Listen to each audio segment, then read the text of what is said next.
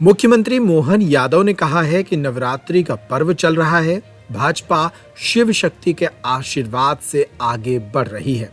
उन्होंने मीडिया से बातचीत करते हुए दिग्विजय सिंह पर भी निशाना साधा और कहा कि दिग्विजय सिंह भोपाल का मैदान छोड़कर भाग गए। राजगढ़ में भी उन्हें 400 लोगों को बोलकर सभाएं करनी पड़ रही हैं। उनके कार्यकाल में मध्य प्रदेश पिछड़ा और बीमारू राज्य बना, इसलिए जनता उन्हें माफ नहीं करेगी।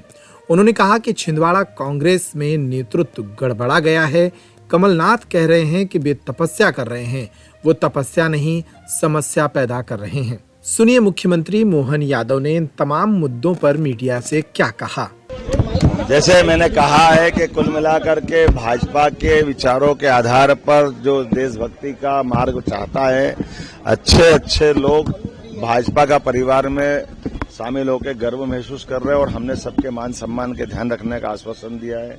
आज पूर्व विधायक पारोल साहू जी, हमारे शेर सिंह यादव जी, इस अवसर अमित सक्सेना जिला पंचायत के उपाध्यक्ष हैं, 20-20 हजार वोट से जीतते हैं।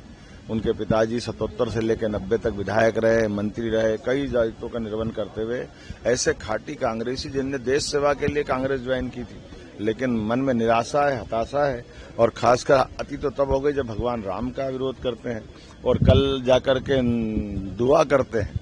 एक तरफ मंदिर का विरोध करते, दुआ करते, दोनों दोहरा चरित्र तो नहीं चलेगा। एक लाइन कुछ भी पकड़ लो। और जिस ढंग से कल नोट पकड़ाए हैं, जिस ढंग से डरा रहा है, धमका रहे हैं और डर के मारे खुद भी 400 उम्मीदवार की बात कर रहे हैं, तो इसका मतलब है कि आप केवल बहाना बना करके हार से बचने का रास्ता ढूंढ रहे हो, लेकिन जनता माफ नहीं करेगी। इस बार निश्चित रूप से यशस्वी प्रधानमंत्री माननीय नरेंद्र मोदी जी तीसरी बार सरकार बना रहे हैं और हमारे सामने दिखाई दे रहे हैं। दो बातें मैं और कहना चाह रहा हूँ। ये जो असमय वर्षा हो रही है, इस असमय वर्षा के बावजूद भी हमने किसानों का लिए प्रशासन को निर्देश जारी किए कि हर हालत में किसानों का नुकसान नहीं होना चाहिए। उनका अपना जो गेहूं भीग गया तो थोड़ा सा चमक भी निकल जाएगी, तब भी हम उसको खरीदेंगे।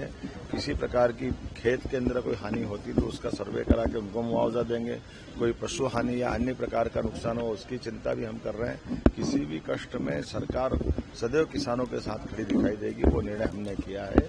एक और निर्णय हम कर रहे हैं, खास करके वर्तमान के दौर में ये जो स्कूलों के अंदर कॉपी किताब के नाम पर लूट होती थी, प्राइवेट स्कूलों के माध्यम से जिला प्रशासन ने को निर्देश जारी कराए हैं कि हर हालत में इस लूट में हमारे अपने अभिभावक परेशान नहीं हो। किताब कापी उनकी अपनी गणवेश जहां उनकी इच्छा वहां से खरीदे, कोई बाध्यता नहीं रहना चाहिए। मुझे इस बात का संतोष है कि इस बात को ध्यान रखेंगे। बहुत बहुत धन्यवाद।